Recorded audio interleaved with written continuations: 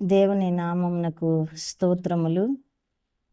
మీ అందరికి యేసుక్రీస్తు నామములో వందనాలండి. ఈరోజు రోమాపత్రిక 8వ అధ్యాయము 5వ వచనాన్ని ధ్యానిద్దాము. శరీరానుసారులు శరీర విషయముల మీద మనసుంతురు, ఆత్మానుసారులు ఆత్మ విషయముల మీద మనసుంతురు. శరీరానుసారమైన మనస్సు మరణము, ఆత్మానుసారమైన మనస్సు జీవమును సమాధానమునై ఉన్నది. ఇక్కలాడుతున్నాడు. ఒకళ్ళేమో ఆత్మానుసారమైన మనస్సు కలిగిన వారు, రెండో వ్యక్తి శరీరానుసారమైన మనస్సు కలిగిన వారు. ఈ ఇద్దరు వ్యక్తులు కూడా దేవుని మందిరంలోనే ఉన్నారు. దేవుడు ఇద్దరు వ్యక్తుల గురించి మనతో మాట్లాడుతున్నాడు.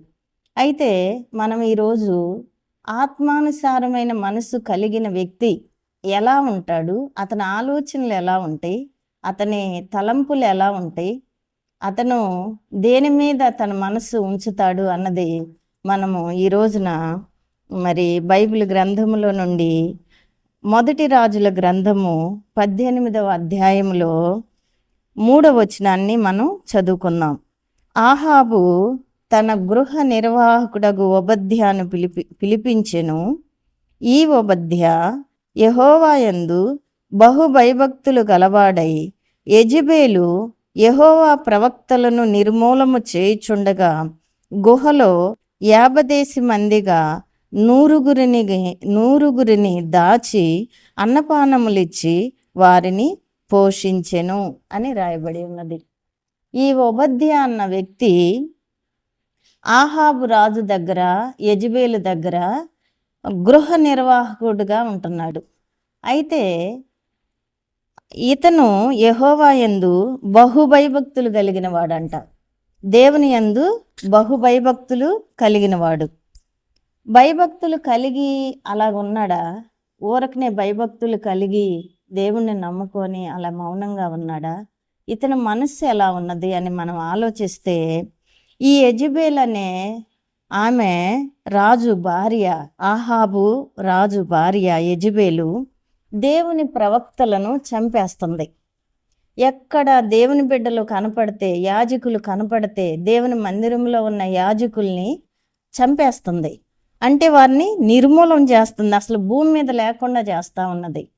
అలాంటి పరిస్థితుల్లో ఈ ఓబద్య దేవుణ్ణి కలిగిన వ్యక్తి తను నాకెందుకులే, వారు మరి రాజు భార్య యెజెబెలు, ఆమె ఏదైనా చేయగలదు, ఆమెకు అధికారం ఉంది, ఆమె చంపేస్తుంది దేవుని సేవకుల్ని, కాబట్టి నాకెందుకు అని ఊరుకోలేదు. కానీ తనకు సాధ్యమైన మటికి తన ఆలోచన, తన మనస్సు, తన ఉద్దేశం ఎలా ఉందంటే వారిని కాపాడాలి, దేవుని సేవకుల్ని కాపాడాలని దేవుని సేవకులని, దేవుని ప్రవక్తల్ని గుహల్లో దాచిపెడుతున్నాడంట. ఇప్పుడు ఆ విషయం ఏమాత్రం కొంచెం మరి ఆహాబు రాజుకు గనక తెలిసిన, యెజెబెలుకు తెలిసిన, ఈ ఓబద్యాను కూడా ఈమె బ్రతకనివ్వదనమాట. దేవుని సేవకుల్ని చంపటానికి మరి తను ఏమాత్రం వెనకాడని ఆ స్త్రీ మరి ఓబద్యాన్ని మాత్రం భూమి మీద బ్రతకనిచ్చిద్దా? బ్రతకనివ్వదు. కానీ ఇతను దేవుని యందు భయభక్తులు కలిగినవాడు గనక, యెహోవా యందు భయము భక్తి కలిగినవాడు గనక తన మనసు ఎలా ఉందంటే, అయ్యో దేవుని సేవకుల్ని చంపేస్తూ ఉన్నది, దేవుని మందిరాల్లో దేవుని సేవకుల్ని లేకుండా చేస్తూ ఉన్నది, యాజకుల్ని లేకుండా చేస్తూ ఉన్నది, వీళ్ళని మనం దాచిపెట్టాలని 50 మందిని ఒక గుహలో, 100 మందిని ఒక గుహలో దాచిపెట్టి వారికి అన్నపానాలు ఇస్తా ఉన్నాడు. అంటే వారిని ఆదరిస్తున్నాడు, సేవకుల్ని. మరి వారికి కావలసినటువంటి భోజనాన్ని, మరి మంచినీళ్ళని అన్నీ కూడా వాళ్ళకి తెలియకుండా చాలా రహస్యంగా వాళ్ళని పోషిస్తూ వచ్చాడనమాట. అయితే మరి ఒక చిన్న సంఘటన మీకు చెప్పాలి. నేను నమ్ముకున్న తర్వాత మా ఇంట్లో ఒక దైవ సేవకుడు వచ్చి ప్రార్థన పెట్టేవాడు. ఆదివారం ప్రార్థన జరిపించేవాడు. ఈయన ఊరుకునేవాడు కాదు, అసలు ప్రార్థన పెట్టడానికి వీలు లేదు, ఇదేమన్నా దేవుని మందిరమా, లేకపోతే ఇల్లా, ఇంట్లో ప్రార్థనలేంటి, అని చెప్పేసి పెట్టడానికి వీల్లేదని ఒకరోజు బాగా గొడవ చేశాడనమాట. చేసినప్పుడు మాది హోటల్ ఉండేది, వ్యాపారం. నేను క్యాష్ కాడ కూర్చోటానికి వెళ్ళాను. ఈయన రాత్రి అంతా గొడవ చేశాడు. ఇక ఈ పని ఆపేయాలంటే ఏం చేయాలి? వద్దు అన్నయ్య, రావద్దని ఆ దైవజనుడికి చెబుదామా అంటే, నా వలన దేవుని పని ఆగిపోద్ది, నా వలన దేవుని పని ఆగకూడదని నేను ఆ రోజంతా హోటల్లో ఆలోచన చేసి నేను, ప్రభువా నాకు సహాయం చెయ్యయ్యా, నా వలన నీ పని ఆగిపోకూడదు అని చెప్పేసి నేను మాకు తెలిసిన మా బంధువులు అవుతారు ఒక వదిన దగ్గరికి వెళ్ళాను.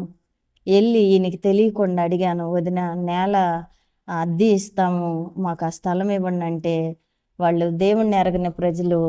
ఆమె ఏమందంటే, గోల చేస్తారేమో, మైకులు పెడతారేమో నమ్మ అంది.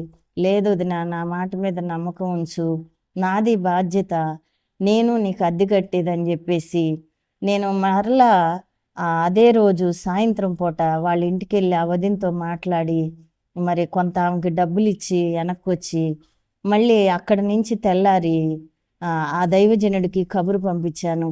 అన్నయ్య, ఇంట్లో ప్రార్థన పెడతానికి అస్సలు ఒప్పుకోవటం లేదు ఈయన, మీరు వచ్చి అక్కడ స్థలం తీసుకున్నాను నేల అద్దెకి, మీరు ఒక చిన్న పాక వేయండి, దేవుని పని మాత్రం మీరు ఆపొద్దు, దేవుని పని కొనసాగనివ్వండి అని చెప్పేసి నేను ఆ అన్నయ్యకి కబురు పంపించినప్పుడు ఆ అన్నయ్య వాళ్ళు వచ్చి అక్కడ దేవుని మందిరం చిన్న పాక వేసి చుట్టూ ప్రారీ గట్టి చిన్న బాక్సు లోపల వరకు పెట్టుకొని చానాల ఆరాధన జరిగింది. ఆ మందిరం ఇప్పుడు కూడా కొనసాగుతూ ఉంది. ఏ ఇల్లు అయితే ఇది దేవుని మందిరమా, సంసారం చేసే ఇల్లు అని నా భర్త ఆ రోజు గొడవ చేశాడో, ఇప్పుడు అదే స్థలంలో నేను కూర్చొని మీకు దేవుని వాక్యాన్ని ధ్యానిస్తున్నాము. ఇదే మందిరం అయ్యింది. ఇదే ఆ రోజు గొడవ చేసిన ఈ స్థలమే దేవుని మందిరం అయింది. నేను అక్కడ తీసుకున్న ఆ స్థలంలో ఆయన మారిన తర్వాత దేవుణ్ణి విశ్వసించి నా సొంత రక్షకుడని ఆయన బాప్తిసం పొందిన తర్వాత అదే మందిరంలో ఆయన వాక్యం కూడా చెప్పారనమాట. ఎందుకు చెప్తున్నానంటే, మన మనస్సు అనేది ఆత్మీయ విషయాల మీద ఉండాలి. ప్రకృతి సంబంధంగా మరి శరీరానుసారమైన మనస్సు కలిగి మనం ఎంతసేపు ఈ లోకం గురించే మన ఆలోచన ఉండకూడదండి. దేవుని విషయాల మీద నీ ఆలోచన నిలిచి ఉండాలి. దేవుని మనస్సు నువ్వు కలిగి ఉండాలి. దేవుని చిత్తానుసారమైన మనస్సు కలిగిన వానిని దేవుడు దావీదును కనుగొన్నాను అంటున్నాడు. అంటే మన మనస్సు ఆత్మీయ విషయాల మీద ఉండాలి. ఈ ఓబద్య ఉద్యోగం చేసుకుంటా ఉన్నాడు, నాకెందుకులే ఎవరెట్టబోతే అని అనుకోలేదండి. దేవుని సేవకులు చంపబడతా ఉన్నారు. ఇప్పుడు కొత్తగా జరగటం కాదండి, అనాది కాలం నుంచే దేవుని ప్రజలు చంపబడతానే ఉన్నారు. ఓబద్య కాలంలో కూడా యెజబెల్ అనే స్త్రీ దేవుని సేవకుల్ని చంపి నిర్మూలన చేస్తూ ఉన్నది, లేకుండా భూమి మీద చేస్తూ ఉన్నది. అయితే ఆ పరిస్థితుల్లో ఓబద్య తన మనస్సు ఆత్మానుసారమైన మనస్సు కలిగిన వాడు. ఆత్మానుసారమైన మనస్సు కలిగిన వారు ఆత్మీయ విషయాల మీదే ఉంచుతారు వారి మనస్సుని. శరీరానుసారమైన మనస్సు కలిగిన వారు శరీర విషయాల మీద ఉంచుతారు. అంటే ఇక్కడ ఓబద్య అనే ఆ భక్తుడు దేవుని యందు బహుభయభక్తి కలిగిన వాడు ఏటి మీద ఉంచాడంటే తన మనస్సుని ఆత్మీయ విషయాల మీద ఉంచాడు. ఆత్మీయ విషయాల గురించి ఆలోచిస్తున్నాడు.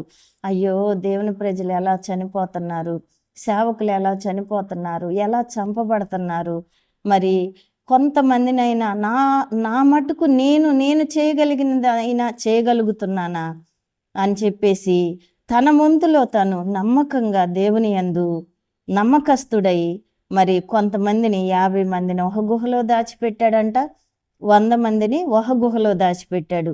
ఏమండి, రాజుకి మరి యెజబెలుకు గనక ఈ విషయం ఎక్కడైనా కొంచెం ఎవరైనా గనక చెప్పినట్లయితే ఆ 50 మందిని 100 మందిని సేవకులను కూడా చంపివేస్తుంది, ఈ ఓబద్యాన్ని కూడా చంపివేస్తుంది.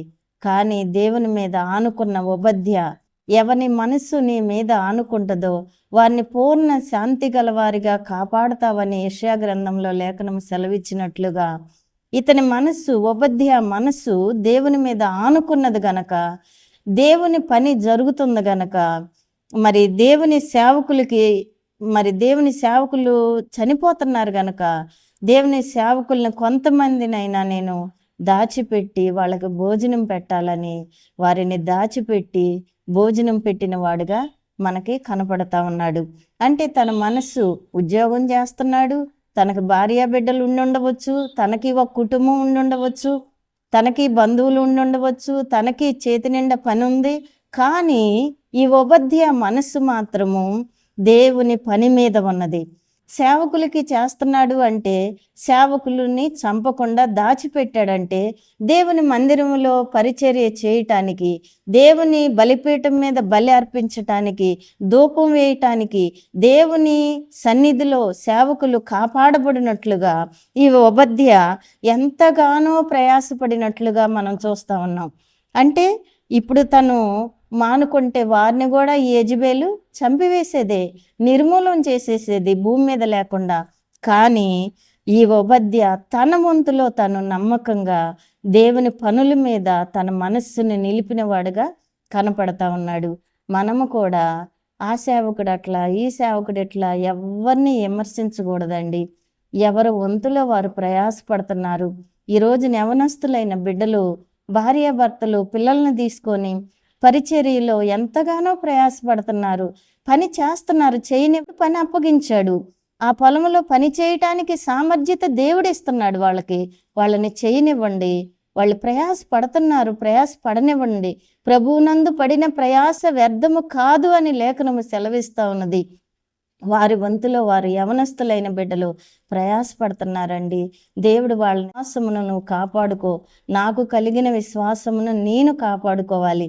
ఈ అంచె దినాలు, కడవరి దినాలు, అంత్యకాలములో అపాయకరమైన దినములు వచ్చునని తెలుసుకో అని అపోస్తులుడైన పౌలు కుమారుడైన తిమోతితో మాట్లాడుతున్నాడు. ఈ దినాలు ఎలా ఉన్నాయండి? భయంకరంగా ఉన్నాయి. ఎక్కడ చూసినా యుద్ధ వార్తలే, ఎక్కడ చూసినా నెమ్మది ఉండట్లేదు. యవనస్తులైన బిడ్డలు పాడైపోతున్నారు. మనము ఏ ఆలోచన కలిగి ఉండాలంటే ఆత్మానుసారమైన మనస్సు కలిగిన వారమై వాళ్ళ కొరకు మనం ప్రార్థన చేసే వారముగా ఉండాలి.